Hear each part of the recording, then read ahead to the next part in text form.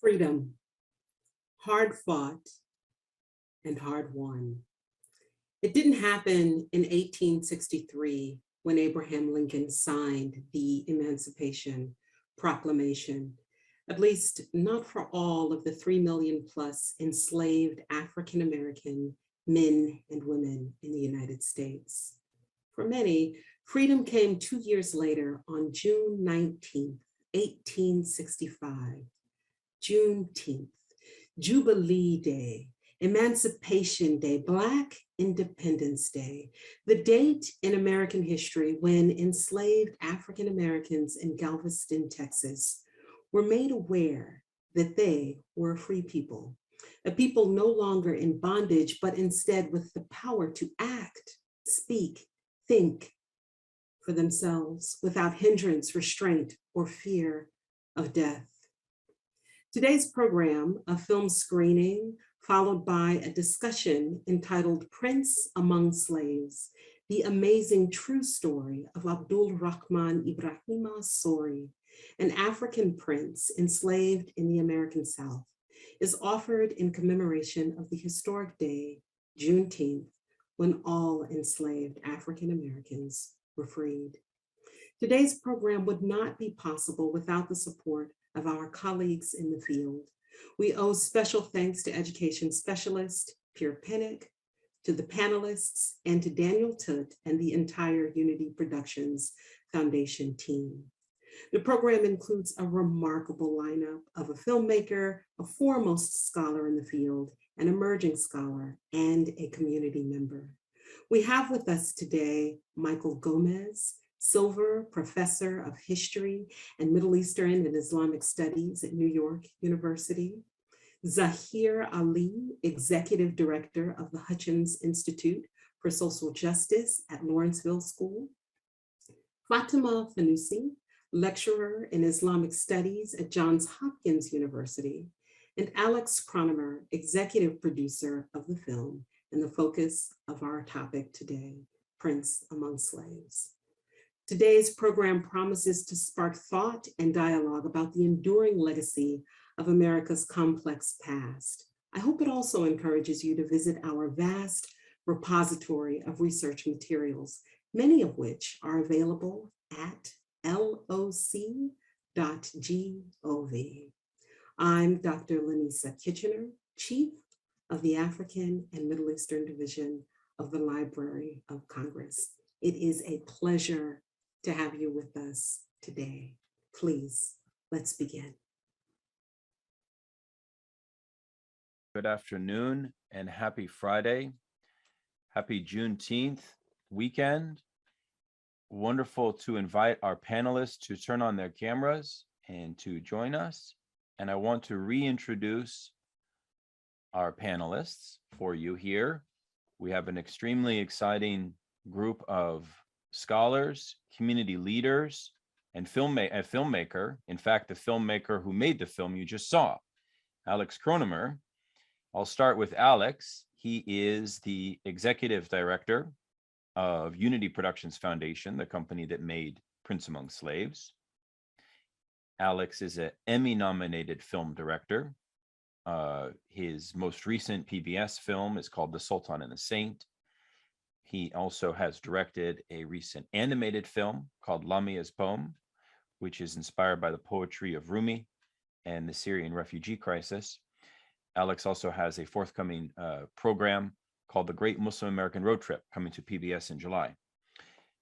Second panelist is Zahir Ali. Zahir Ali is Executive Director of the Hutchins Institute for Social Justice at the Lawrenceville School. Zahir is also an oral historian. Third panelist is Fatima Fanusi. Fatima is the program director of the Justice Leaders Fellowship at the Institute for Islamic, Christian, and Jewish Studies in Baltimore. Welcome, Fatima. Michael Gomez is also with us, who is a professor, the Silver Professor of History and Middle Eastern Islamic Studies at New York University, and who is one of the foremost historians and scholars of transatlantic slave trade as well as the role of Islam in the slave experience. And I would like to kick us off by greetings, everyone. Good afternoon. I'd like to kick us off, if I could, with Dr. Gomez. Dr. Gomez, we just saw this incredible story of Abdurrahman. Can you give us a little context of Abdurrahman himself as in the kind of wider spiritual, and I think, you know, the film suggests, and a lot of the scholars that are in the film suggest that, in fact, there was a vibrant spiritual and religiosity of the enslaved Africans. Can you fit Abdurrahman within that and speak a little bit more about this broader context of spirituality in the lives of enslaved Africans in this country? What was that like? And what do we know about it from a historical point of view? Can you open us with that, please? Thank you, Daniel, for the question. Can you hear me okay? Greetings to everyone. I think it's important to begin the conversation with some consideration of the context, and then we can move from context to Abdurrahman. And so I'd like to begin by noting what everyone here understands. That is to say, we're talking about 12.5 million people being transported through the transatlantic slave trade between 1501 and 1886. About 10.7 million survived the Middle Passage. And what's really interesting about that are two things for the purposes of our conversation. One, less than 4% of all of these Africans came to what becomes the United States. The vast majority of them go elsewhere, in particular, Brazil, that takes in nearly 50% of all of the Africans during this trade. Secondly, the collective profile for the Africans coming into what becomes the United States is very unique and very different from what you see in other parts of the Americas. For example, if we take a look at Saint-Domingue, what becomes Haiti, about 44% of the Africans came from West Central Africa, 26% from the Bight of Benin in what is now Nigeria, southwestern Nigeria. The profile for what becomes the African American population in North America is very different, it's very unique. Nearly 25% of the Africans who come into what becomes the US come from Senegambia, 23% from West Central Africa, 18% from Bight of Biafra.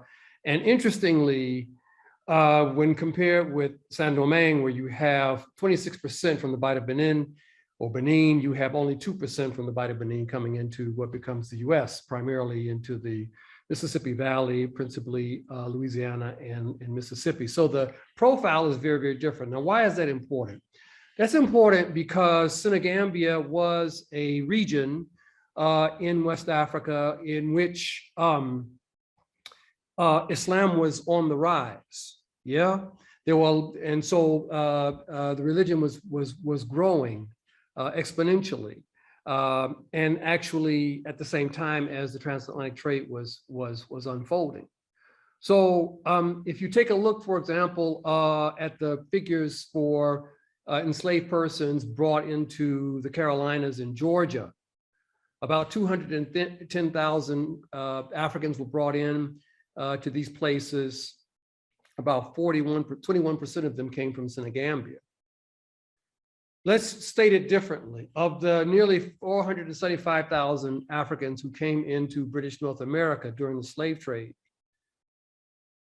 beyond the question of how many were Muslim, quote unquote, is the fact that nearly half of them came from regions that were influenced by Islam through trade and so forth and so on. So this is something to keep in mind. There are those scholars who seek to quantify how many Muslims came into what becomes the US. I am one of those who resists, but I'm certainly amenable to the notion that probably tens of thousands of African Muslims came into what becomes the US. Now, with respect to Abdurrahman, and I'm racing, Abdurrahman comes from a very interesting and critical part of West Africa as a whole, and to the story of the unfolding of Islam in West Africa. in that he comes from Futa Jalon. Futa Jalon was one of the first Muslim theocracies established in West Africa. Yeah. And prior to the rise of the Ayatollah Khomeini in Iran, you have a very similar kind of phenomenon taking place in West Africa, across the expanse of West Africa from the late 17th century into the 19th century, where you have a series of theocracies established from Senegambia all the way to Lake Chad. And so Futa Jalon was certainly a part of that, a very, very important early part of this development. You have holy war taking place in Futa Jalon. This is in the Massif of what is now Guinea in the 1720s, establishes a theocracy, what was referred to as an Imamate. Yeah. And so what happens is that it's called, the name itself, Futa Jalon, is a conjunction.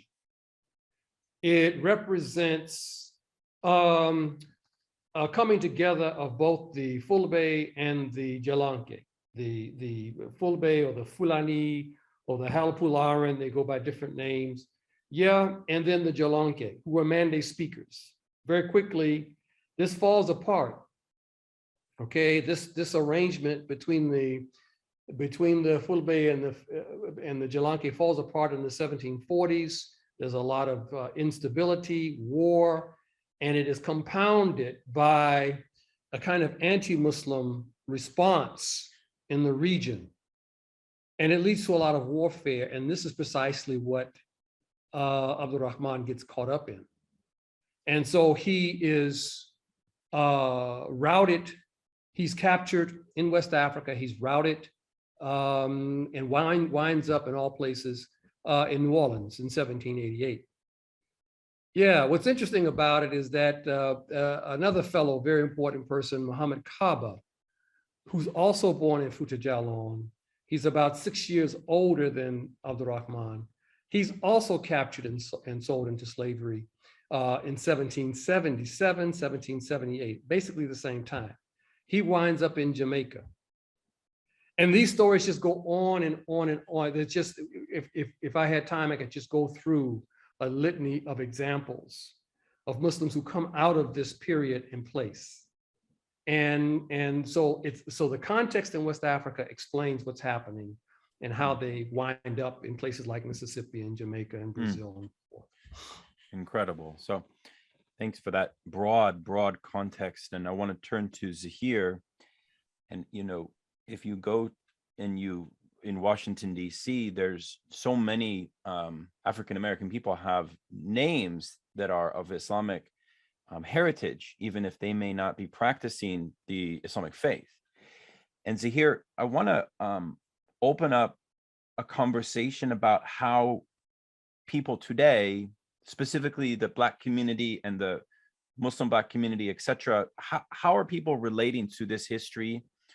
When was it discovered that this history of the Islamic presence was, when did it become known? Can you walk us through that, and how people live and how they relate to this period, this history, in some of your oral history work? Sure. Thank you.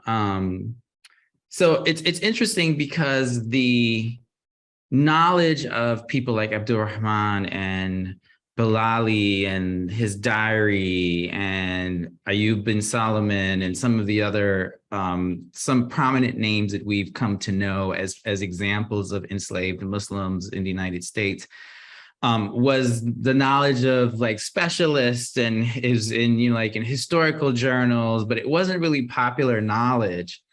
And you had African-American Muslim revivalist organizations and communities like the Nation of Islam, like the Moorish Science Temple, and other communities in the 20th century who, as part of their missionary work to promote Islam, called people to return back to Islam, that this was a recovery, this was a return to a heritage that was lost or stolen.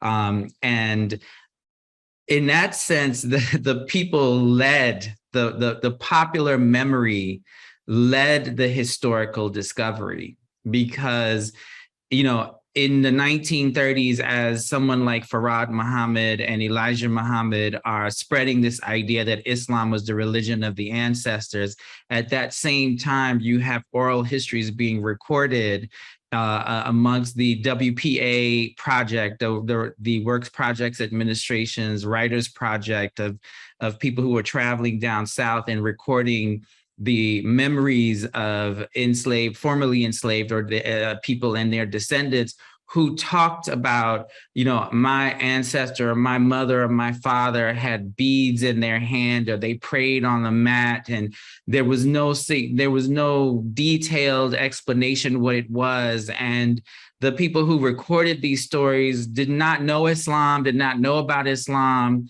and did not make that connection.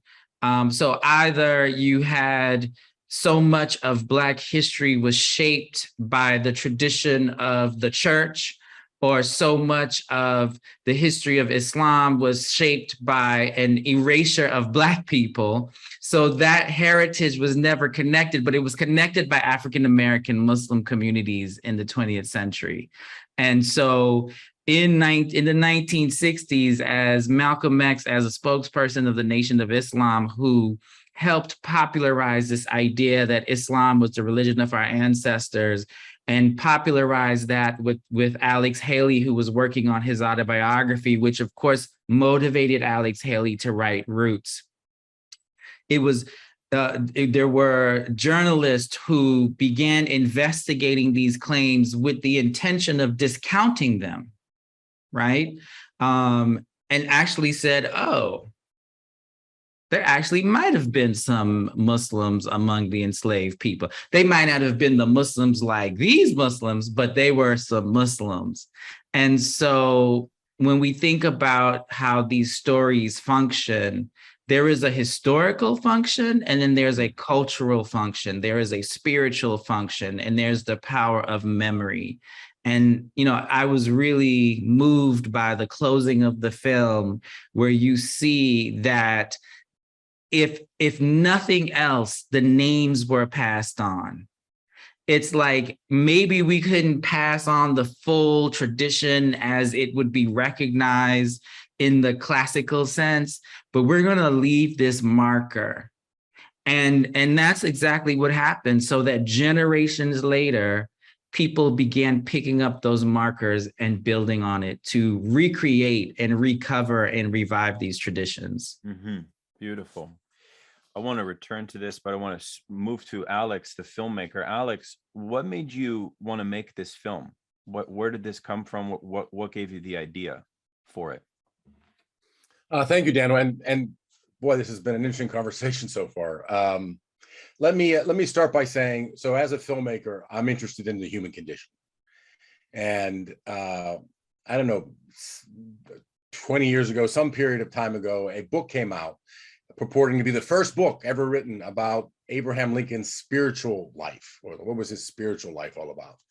And it just got me to thinking about the stories of spiritual lives from this period that we knew nothing about. And the one that I gravitated to thinking about the most was the enslaved Africans.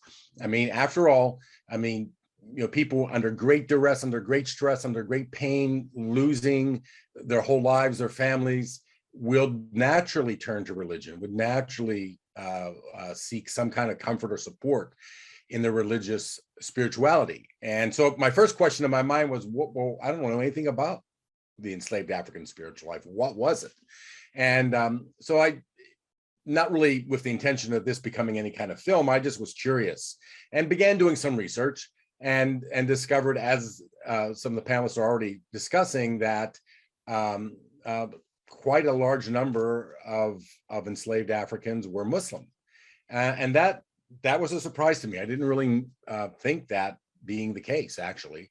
And so my interest peaked. I continued to do a little more research, and then I came across this really incredible book written by Terry Alford, whose name has already been mentioned, called Prince Among Slaves, which became the name of the film, and was introduced to the story of Abdul Rahman. And I was just bowled over by it. Not only because of its particularities. I mean, it's like, when I read this biography, it read like a novel. Most biographies don't, but this is read like a novel. So first of all, I was just taken by the story. I was taken by the insights that this story offered onto this period of history that we don't often think or know very much about. I mean, there's quite a lot we know about the Civil War period, right before, right after, but not really very much about this early American history and what the story of enslavement was then. So first of all, I thought it was interesting and important to tell for that reason. But again, like I said, as a filmmaker, I'm interested in the human condition. And I felt like the story also had some universal themes applicable to everybody. All of us at some point undergo loss. All of us, sometimes great loss.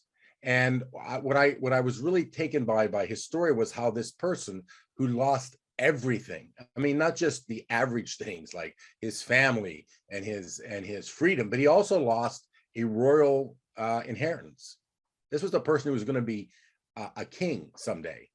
And his kingdom, Futa Jalon, at that time was larger than the United States of America, as it was formulated, was richer than the United States. I mean, this was a significant place. And he lost that too. And yet he found a way to persevere through 40 years of enslavement, so much so that when, as the story is told, as you saw in the film, when he gets the opportunity, he can be acting very strategically in an effort to try to free his family. And I thought that was a story that offered a lot to a general audience as well. An audience who might be interested in history, but an audience of just human beings who struggle with those same kind of questions and issues. That's amazing. And we'll come back to the impact that the film has made on the community and in the present day. But thanks for that background, Alex. Fatima, I want to invite you to jump back in on this conversation of the Islamic faith within the wider African-American community. Fatima has completed her PhD at Howard University on late 1800s, turn of the century Islamic revivalist movements and the kind of the introduction of the Islamic faith amongst African-American people. And Fatima, could you build perhaps a bit on the conversation we had with Dr. Gomez and with Sahir? How do you make the connection there? Yep. How is that connection made for you with this rich, what we know now of the religious and the spiritual experience during slavery, and then how was it then picked up in the Reconstruction era and later pre-civil rights? Right. So yes, thank you. I think I guess the best way to get in and out pretty briefly, and Zahir did mention many of the things that I would have discussed, but I want to point to two things. One, when we talk about, Professor Gomez gave a wonderful context to understand this world that Ibrahima was coming out of and the other Muslims, African Muslims in America were coming out of. But I think it's really easy if we look at two things. One was the 19th century Sapelo Island community. And the reason I like to point to that is because there's so many untold stories, of course, of African Muslims. And then we have those that we do know of. And then as Professor Gomez mentioned, we have even more outside of the United States and in Brazil and other countries where the majority of African captives were sold. But with Sapelo, we have the establishment of a Muslim community among African Muslims. And then when you start talking about teasing this out to look at links or to look at connections between 19th century African Americans, their spiritual practices, and what will develop in the 20th century, I like to just point to the fact that the building of the first African Baptist church, that Muslim craftsmen were actually involved in building this. And this is evidenced in the cutouts on the pews where you see the one finger raised and on the headstones. So we have the evidence that Muslim Africans were there, and we know that we have that community with Bilali Muhammad, who was actually an Islamic scholar, and others who actually did establish a Muslim community. But when we look at that first African Baptist church, it's being built nonetheless, even though Muslim craftsmen are part of it, and it's being built to bring together a community for the purpose of Christian worship. So you have right there the bringing of the community together through the establishment of this historic church. And I think that kind of represents, at the same time that you see a little bit of a Muslim community, it also represents the sunset of the African Muslim community in America. So you certainly have the descendants of African Muslims who remember praying on the bead, as Zahir mentioned, but they didn't have Islam as a religion as their forebears did. So when we move into the emancipation period, by emancipation, we can certainly see the blossoming of Christianity among African Americans.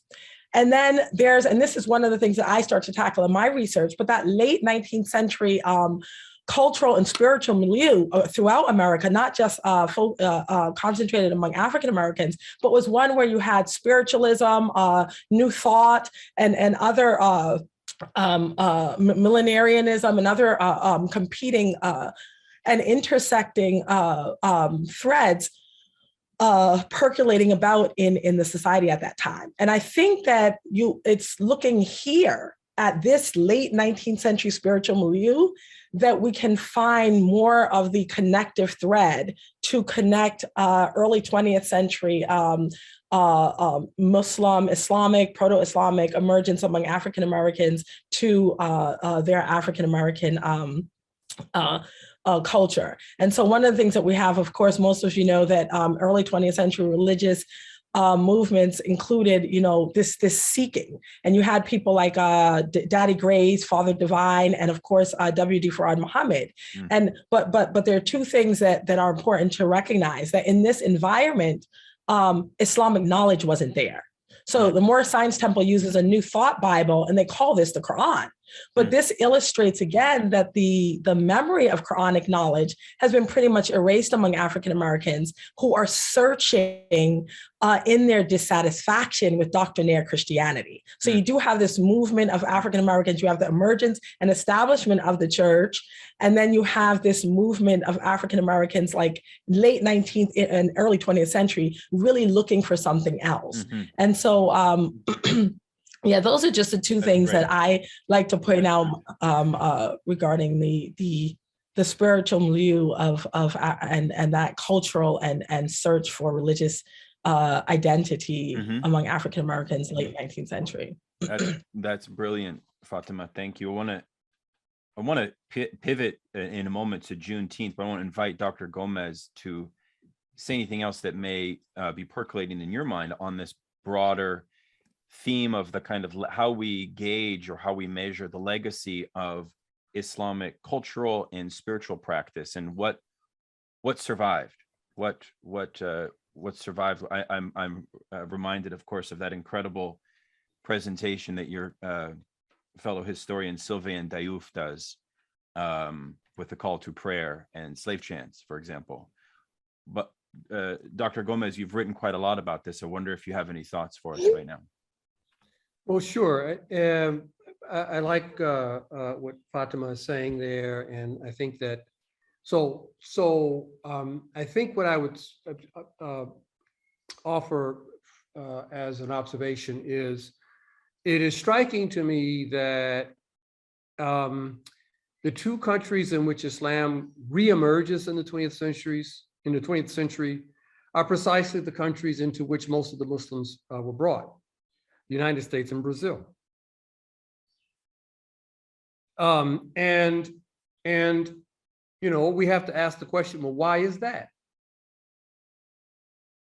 Once again, Muslims were strewn all across the Americas. As a matter of fact, if you look in some of the documents I was working on some time ago, there are references to amulets in the Haitian Revolution in Saint-Domingue. There were Muslims there, but they were quite a small group. But in Brazil, in particular in Bahia, in Salvador, these are Muslims coming in from what is now Nigeria, not Senegambia, and coming out of a different kind of context.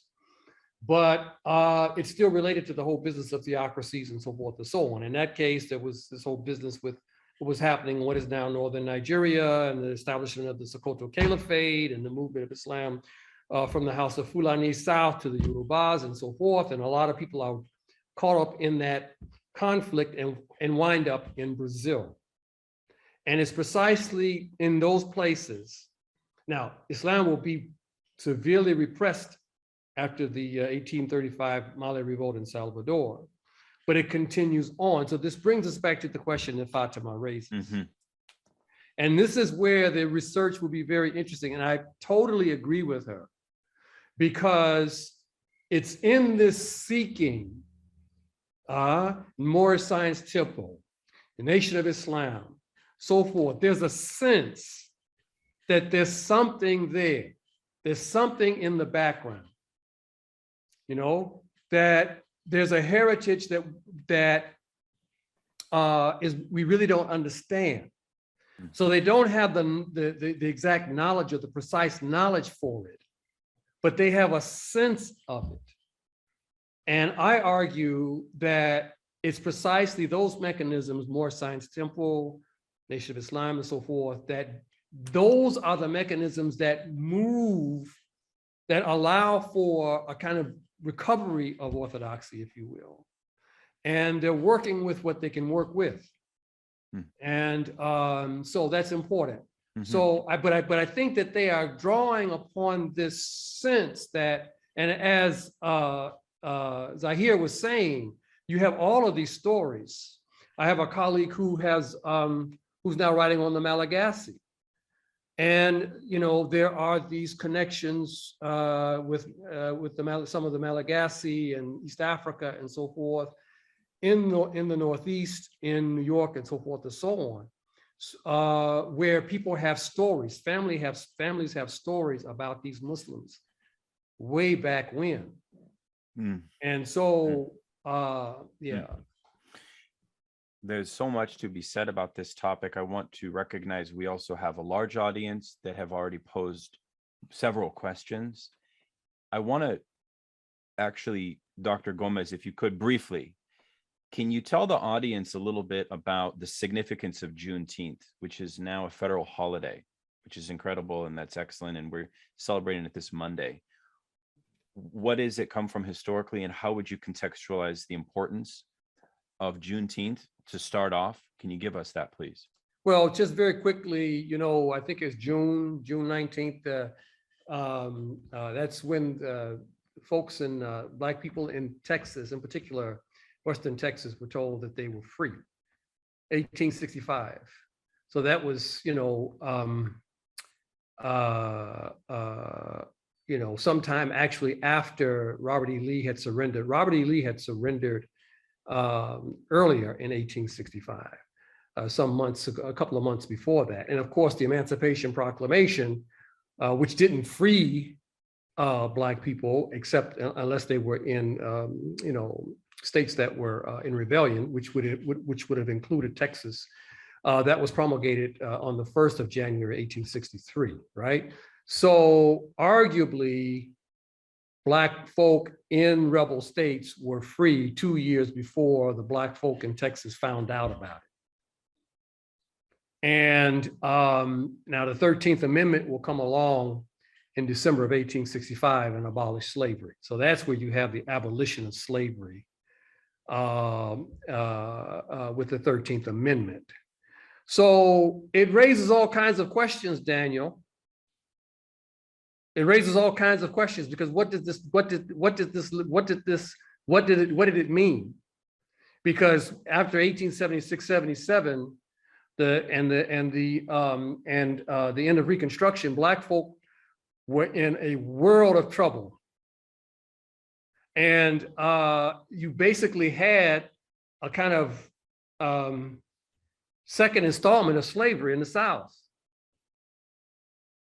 So I think that as a marker, it's important to say, okay, at this point, this is just my opinion. Others may feel very differently about it, but there is the juridical aspect of it, that on this day with, the 13th Amendment or Juneteenth or whatever, at some point, Black people were supposed to be free. And that's important. but but then there's this whole sordid experience that Black people continue to go through, precisely because they were supposed to be free. And so we can talk about that. Mhm. Yeah, I don't know if you want to talk about that. I do. I want to Okay, invite. because I want because there are those who will maintain that Black people really don't become. They move into a kind of second-class citizenship with the civil rights movement in 1960s. Mm-hmm. Yeah, and that's a very, very strong argument to make. I'm done. Zahir, would you like to jump in, please? Sure. I feel the same way as Michael does.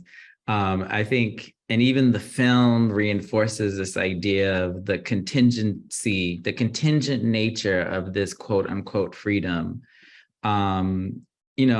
When Abdul Rahman gets his freedom, how free really is he? He doesn't have the freedom to reconstitute his family or to take his family with him. He pretty much has to leave the country because his freedom undermines the logic or some of the white supremacist logic of slavery. And so,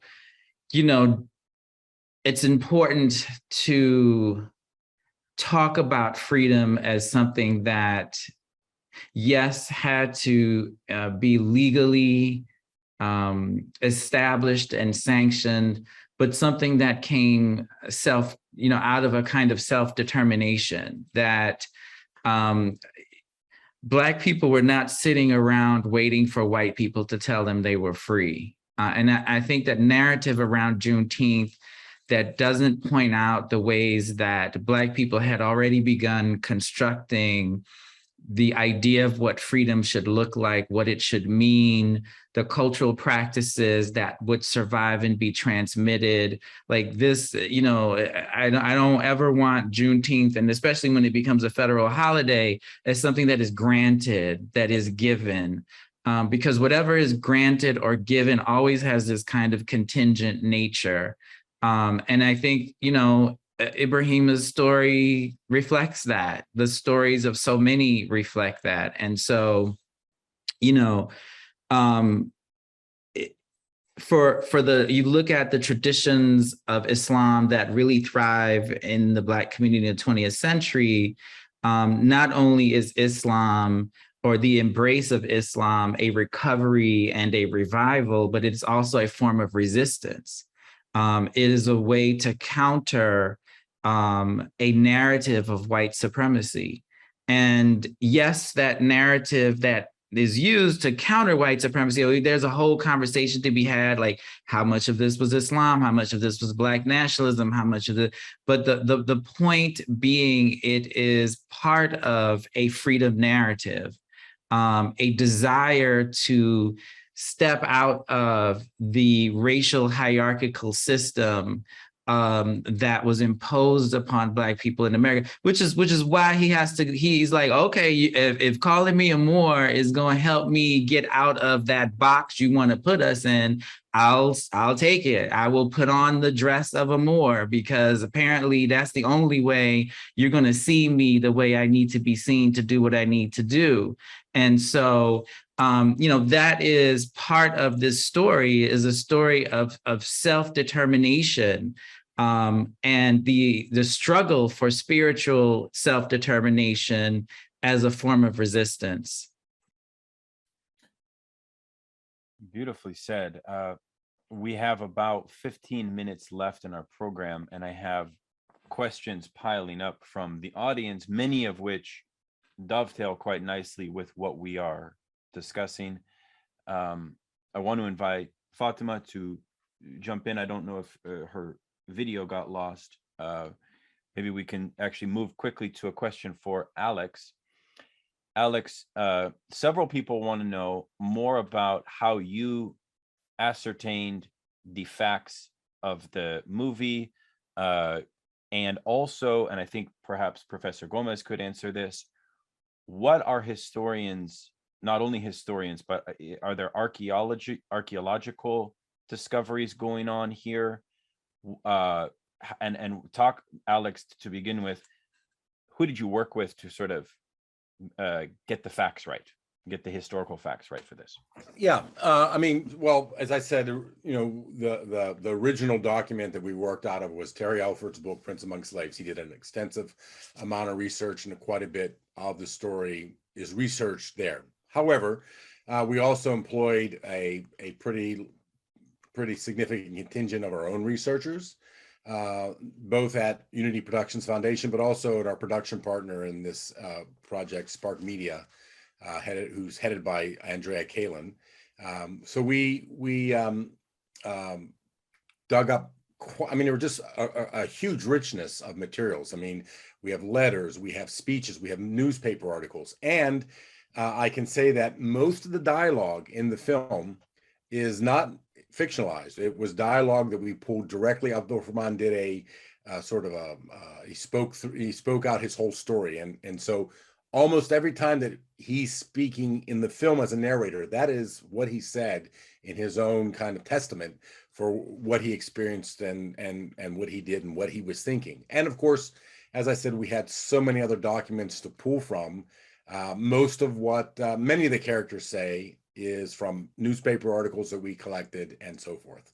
So though we have reenactments, and we purposely wanted to capture the drama of the story, and so we did it in the way that we did with acting and reenactments, the actual what you're hearing throughout this the film coming out of the mouths of the characters is actually words that they actually spoke at one point or the other in the film.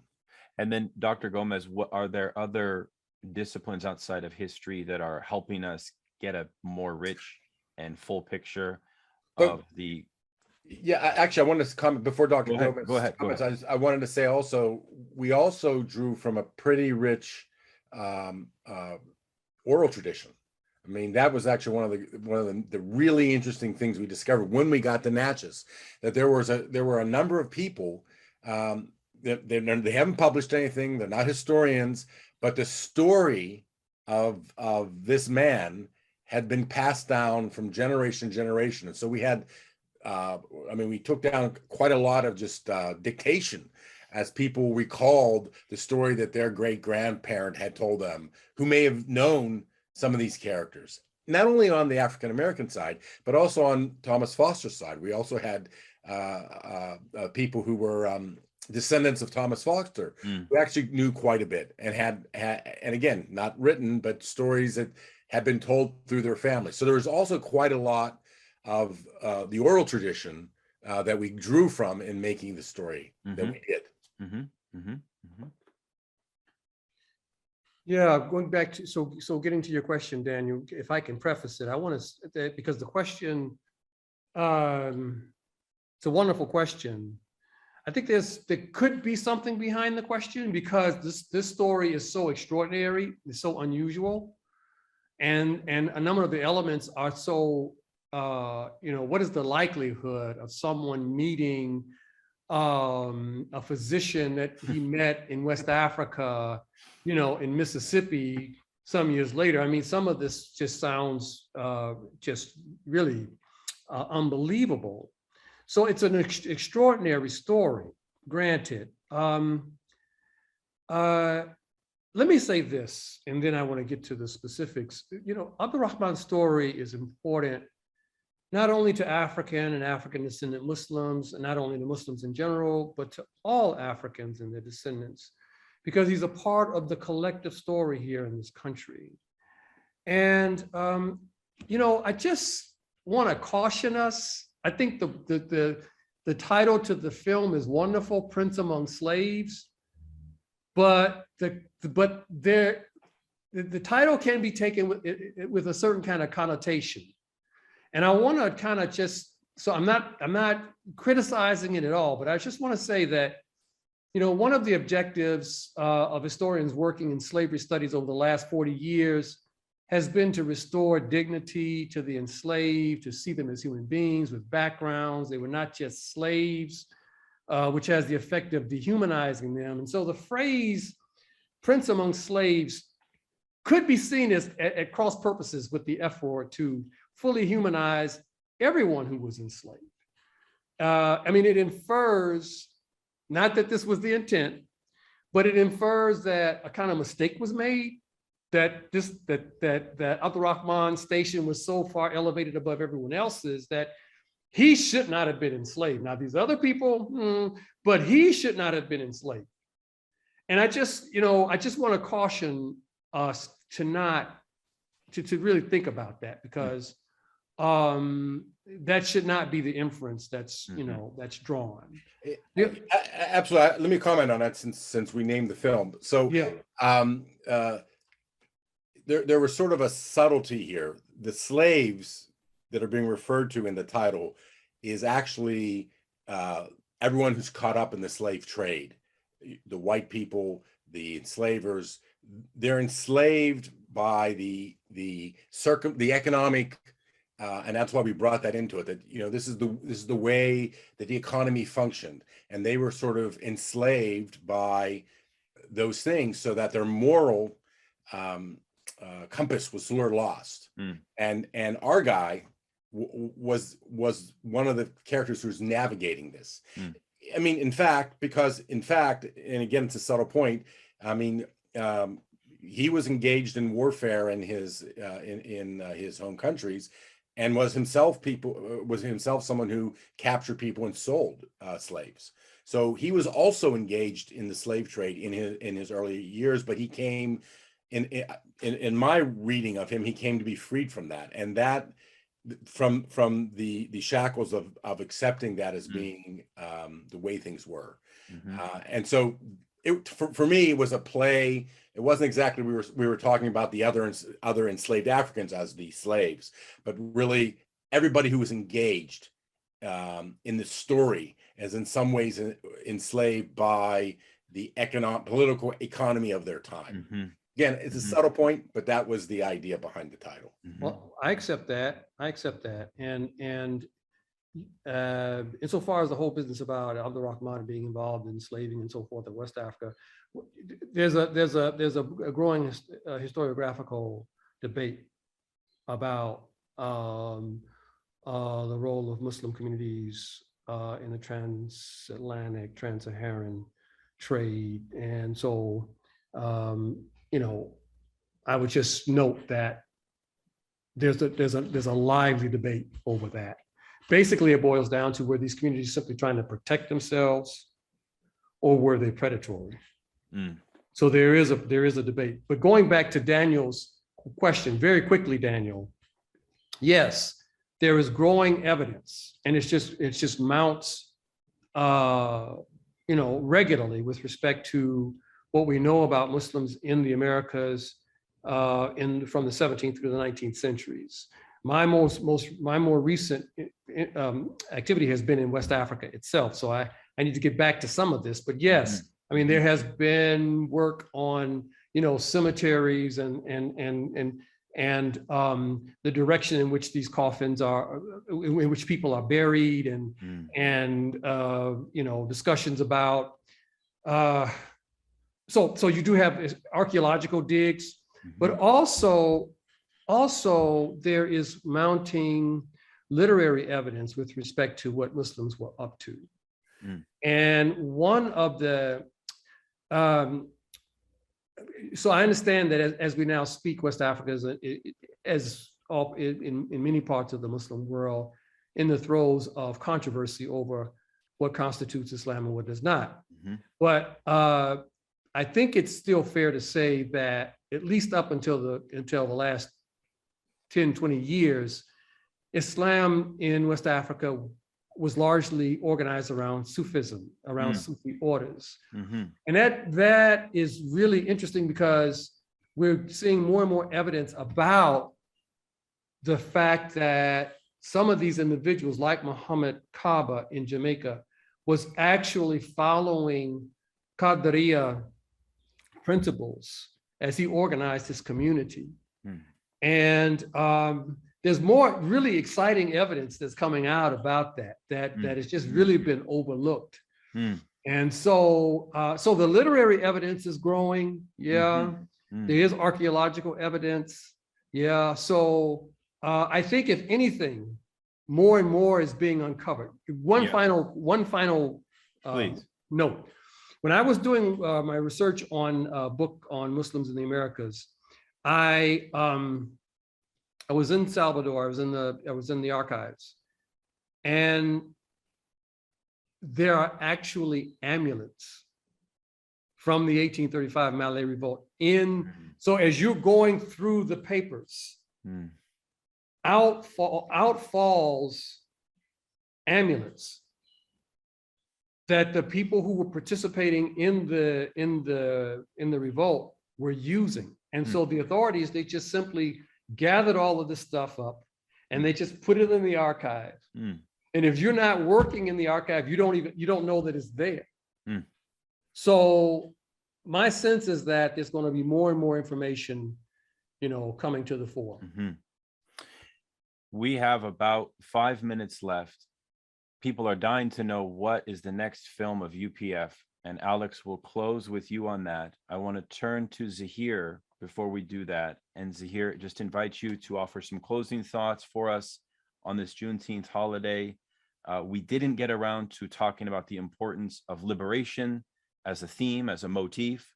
I know that I asked you to think about that in preparing for this panel, but any final words you have for us as we approach a close are totally welcome. I want to yield to Fatima because I know she has been kind of off and on, and I see her, so I'm gonna yield to her. Thank you. And there's a lot I want to say. I know I won't be able to say it all. My connection is really unstable and I'm fighting a really bad case of COVID. So when I am here, it sounds like you all are speaking underwater. But I wanted to say quickly just two things. One is something about liberation, but I have to just, the one thing I want to say, Professor Gomez, I want to push back just a little bit on the title, and I am upset that I'm wasting time on this, but if we take slavery, that slave experience out of, if we take that slave experience away, we detract from the humanity of when I don't feel that I understand that there's all of this talk in academia about not using the word slave and not robbing them of their humanity. But when we look at the reality, to not talk about slavery and slaves, there was an entire system designed to make that, to make a human being a slave. But if we look at the actual history and scholars and historians like yourself continue to explicate it, then we understand that it really is a testimony to the resilience of the human spirit. So I wanted to say that I don't think we have to, quibble as much over the use of the word slave, although I understand why you bring it up. And then the second point, are you guys still there? It looks like everyone's frozen. Can someone give me like a thumbs? Okay. We're good. And then just quickly on liberation, there's no way I could really talk about that theme and do justice. I find myself kind of talking about this every Juneteenth, but two things I see as significant in the story of Ibrahima. We know that al-Islam has played a defining role in the formation of African-American identity and African-American culture. And so Ibrahima is this spiritual ancestor that's accessible by all African-Americans once we are aware of his story. Zahir, feel free if you would jump in for some final thoughts. Just that, the lesson of everyone from Ibrahim to all of those who resisted slavery in its various forms, whether it's the physical, the spiritual, the educational, the economic, and all of its afterlives, that freedom too has afterlives. And so I think that is, to me, the importance of Ibrahim's story, is that freedom can't be granted, and if it is, it's going to be contingent. Dr. Gomez, if you want to jump in on this as a final comment, and then we'll close with Alex and what he's got next in terms of films. Extraordinary story, extraordinary story. And one of the reasons why it resonates is because it disrupts. It's disruptive of what people think about Africans, and the fact that this man was literate. He practiced monotheism. He came from an urban culture. Wakala. It's so disruptive. So it's an important story to tell. Speaking of important stories to tell, Mr. Kronemer, tell us about what you got next. Well, speaking of disruptive, our next film is a 3-part series. It's going to begin airing on PBS on July 5th. That's July 5 at 10 p.m. Nationally. And it's called The Great Muslim American Road Trip. And it's an exploration of Muslim American history, American Muslim history, that goes back actually to the 1400s, talking about disruptive. You know, who knew that there were Muslims doing actually important things as early as that? And it's structured with a Muslim couple, a young Muslim couple. And in fact, Mona Haider is part of the couple. She's a rap star, if some of you know her. And they're taking a 3,000-mile trip from Chicago to LA on historic Route 66. So we're learning about America's Muslim roots on Route 66. And by the way, many of the things that we were touched on in terms of the African-American experience, how African-Americans, there was a rebirth of Islam in the community, immigration, Muslims doing things today, in the past, it really covers a vast amount of important history and contemporary reflections on who Muslims are and what American Muslims are trying to do in America. Watch the show. Great, Alex. Thank you so much. I want to thank our panelists, invite everyone to give them a virtual round of applause. This has been a wonderful discussion. I wish we could have gone for another hour or more. We touched the surface. I want to turn it over to our colleagues at the Library of Congress, to Anchi Ho, to close us out. And thank you all again for spending the afternoon with us. Yes, good evening. My name is Dr. Anchi Hao, Program Specialist in the African and Middle Eastern Division at the Library of Congress. So on behalf of our Division Chief, Dr. Lanisa Kitchener, and the entire division, we want to thank our moderator and panelists and all the colleagues who worked so hard to put this program together. We want to thank you for a very, very extremely insightful and inspirational discussion. And of course, we want to thank our audience for your participation today. So following this program, we invite you to contact us in the African Middle Eastern Division to learn more about the library's collections and resources on today's topic. So please contact us using Ask a Librarian service at ask.loc.gov. So thank you again, everyone, and good night.